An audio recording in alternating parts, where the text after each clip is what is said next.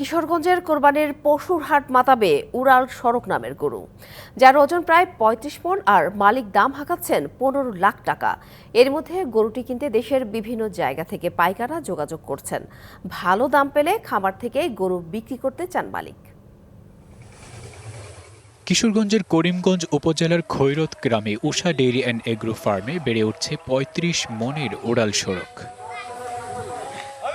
Friesian জাতের ১২ foot দৈর্ঘ্য ও ৬ foot উচ্চতার ষাঁড়টির ওজন প্রায় ৩৫ মণ। অনেকটা শান্ত স্বভাবের কালোর মাঝে সাদা রঙের সুঠাম দেহি ষাঁড়টির নাম দেওয়া হয়েছে উড়াল সড়ক।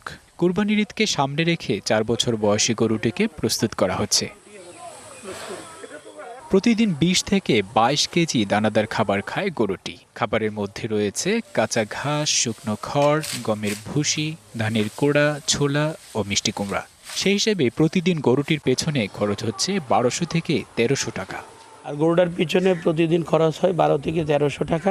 আর বর্তমান দাম চাচ্ছি ১৫ লাখ টাকা। মহামান্য রাষ্ট্রপতি আব্দুল হামিদের বাড়ি থেকে মিঠামন থেকে খামারের পাশে আইসা উড়াল সেতু শেষ হচ্ছে।